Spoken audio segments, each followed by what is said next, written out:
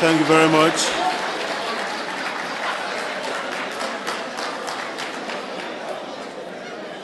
Thank you, NCP.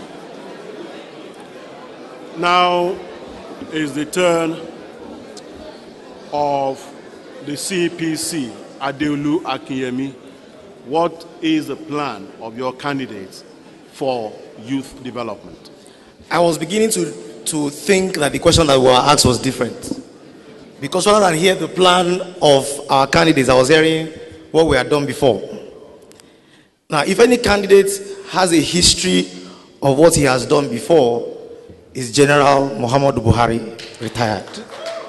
If anybody has a reputation based on years of experience, based on years of involvement, based on administrative excellence, without a stain on him, is General Muhammadu Buhari. Now, we have defined youth as between 18 and 35. Here we have a number of plans for the youth. The first plan is youth empowerment. Some of the things I've heard said about the president, Facebook, it's not communication I want. It's not communication that the youth want. The youth want empowerment. We don't want to be talking to imaginary people on the internet. We want empowerment. Now what we have, I tell people, the people that are poor are the people that pass over opportunities repeatedly. What General Muhammadu Buhari and Bakari Tekes will do for Nigerians is create opportunities for empowerment. Opportunities for empowerment by getting involved in governance. Opportunities for empowerment by getting involved in service. And opportunities for empowerment by instituting a system that trains people on entrepreneurship and doesn't allow them to just depend on the government or on private enterprises to get jobs. That's one. Opportunities. The second thing is sports. I remember a time in Nigeria's history when our youth league was in form, where we could boast about our youth league. But today, we are Arsenal fans, we are Chelsea fans, we are Man U fans. There's nothing happening on our own front. One of the things that this government will establish is a vibrant national youth league. We are going to create an environment that will allow our young people to develop their talent, to use their talent, to exhibit their talent. Everywhere in the world, we have Nigerians who are third-class materials here in Nigeria going out there to shine. We're going to create an environment that will allow them to shine here. Thank you. Thank you. I happen to be from the Niger Delta, and in Warri they tell you, say, not be talk, I go chop. You know, because if it does not translate to bread and butter on my table, you are just yarning dust, you know. In one of the things that Malam Nur Ribado with Fola Diola want to do for us, fundamentally, is to address the two critical needs of the Nigerian youth.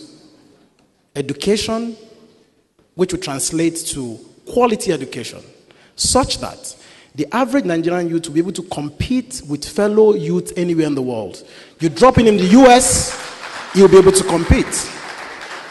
The vision that he has for that sector is to ensure that instead of looking up to America, the world will be looking up to Nigeria as young innovators will be coming out of this economy. Education that will create the like of Zuckerberg, the likes of Bill Gates. That is the vision that we have at the Action Congress of Nigeria. And secondly, as to jobs that will, the average Nigerian youth is very, very creative. You cannot match the entrepreneurial spirit of the Nigerian youth. Anywhere in the world, you will see Nigerians in the UK, in South Africa, excelling because the environment is conducive to do that. We want to bring that environment of America to Nigeria so that if you want to go into fashion, you excel there. If you are going into Nollywood, if we channel enough resources into Nollywood, we will send Hollywood and Bollywood to the cleaners, such that our films will be able to compete and get Oscars. That is the vision that we have. The Nigerian youth that will ensure that nobody is going to ensure that the Nigerian youth will be able to be self-sustaining without looking to the government for jobs. That is our vision. Okay. Okay, we move on now to corruption.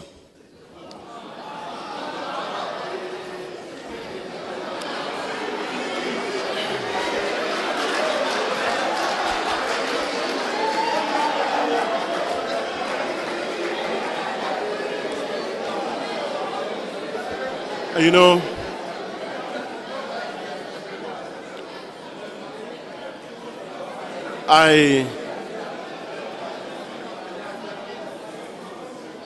when we mention corruption and we haven't even started talking, and the audience is animated already. So let's see what our participants will have to say on this. And we have to be clear that it's just procedural, that we are starting from that end this time. So, talking about corruption now, according to Transparency International, Nigeria is still categorized as a very corrupt nation. It's been like that for quite a while. And with the issue of corruption eating deep into the fabrics of leadership and consequently the society, how will a Jonathan Sambo administration, that is the one that is coming if it comes, how will they tackle corruption? Like I said, it's just procedural that we are starting from that end. So we are starting with PDP. First of all, I want to make it very clear to you that corruption was not invented by PDP. If any of you have read the book called No Longer at Ease by Chinua Achebe, which was written in the 1960s, he articulated where the son of, it was a sequel to Things Fall Apart, and he articulated how the Okonkwo's son, Obi, fell into corruption in our nascent democracy, in our nascent nationhood of Nigeria. Corruption did not start today. So it is just the lies that our political enemies throw around that corruption side of a PDP. Corruption has been in our society for a very long time. Now, to fight corruption, in as much as to fight corruption, it starts from the homes. It starts from the families. It starts from the private industry is more corrupt than the government. I'm a businessman. I do business in Nigeria. You go for a contract. After you make your presentation, somebody comes beside you, the IT guy, something say, hey, this is how we do it. I'm going to put this price. If you don't agree with him, what does he do? He calls his friend. He steals your proposal. He puts a different company name, gets the contract. Private industries. It happens in our families. You might be sending maybe your brother, your sister, your houseboy, your house girl to go and buy something for you every day. They go and buy the Omo. You say, how much is the Omo? He says 150 naira. Every day, give him 150 naira, 150 naira, 150 naira. One day, you just say, let me go and buy this Umo myself. You see, it's 100 naira. That is corruption in the household. So when we now say corruption is a government thing, I really don't understand. It beats my imagination.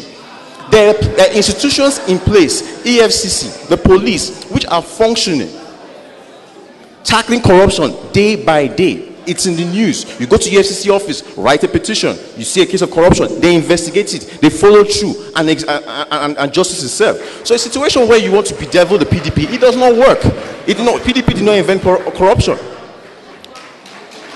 Okay. Thank you very much. Thank you very much. National Transformation Party. Thank you very much. What will the John Dara administration do about corruption? PDP did not create corruption, but they glorify corruption. Recently, a man was jailed for being corrupt, but when he came back, they were glorifying him. They were celebrating him in all the streets. Now they are considering him for presidential pardon. How do you think we can come out of this? Having said this, we have studied the corruption system in Nigeria, and we discovered that there are a lot of loopholes in Nigeria that encourage corruption. The loopholes are like this. How can a governor be in charge of the state resources? There is an accountant general of the state.